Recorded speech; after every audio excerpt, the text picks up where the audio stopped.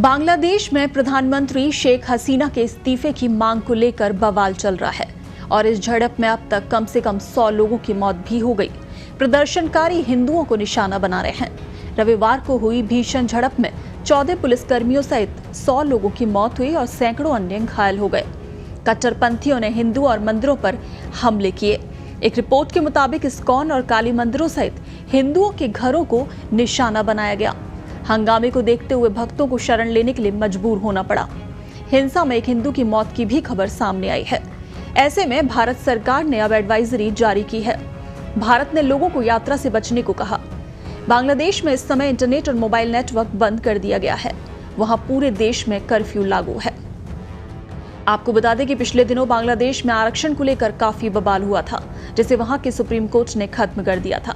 अब प्रदर्शनकारी सरकारी नौकरियों में आरक्षण के मुद्दे पर हुए बवाल को लेकर ही सरकार से इस्तीफे की मांग कर रहे हैं। रविवार को स्टूडेंट्स अगेंस्ट डिस्क्रिमिनेशन के बैनर तले असहयोग कार्यक्रम में प्रदर्शनकारी भाग लेने पहुंचे थे।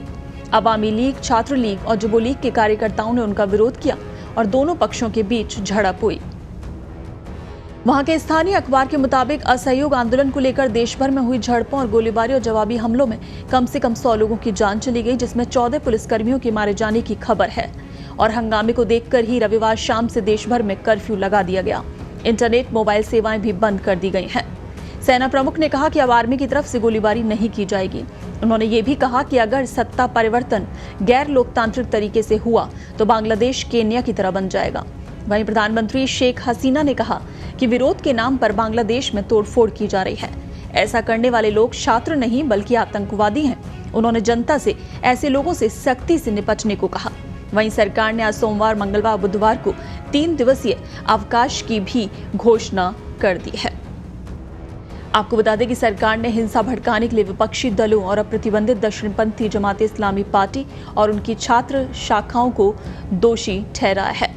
राष्ट्रीय सुरक्षा की बैठक के बाद हसीना ने यह आरोप लगाया कि जो लोग अभी सड़कों पर प्रदर्शन कर रहे हैं वो छात्र नहीं बल्कि आतंकवादी हैं, जो कि देश को अस्थिर करना चाहते हैं। उन्होंने देशवासियों से इन आतंकवादियों को सख्ती से दबाने की अपील की है। इधर भारत सरकार ने भारतीय नागरिकों को पड़ोसी देश की यात्रा नहीं करने को लेकर एडवाइजरी जारी कर दी है और जो मौजूदा दौर में बांग्लादेश में मौजूद हैं भारतीय नागरिक, उनको अत्यधिक सावधानी बरतने और अपनी गतिविधियों को प्रतिबंधित करने और आपातकालीन फोन नंबरों के माध्यम से ढाका में भारतीय उच्चायोग के संपर्क में रहने की सलाह दी जाती है। इसके अलावा भारत सरकार ने इसके लिए हेल्पलाइन नंबर भी जारी कर दिया है।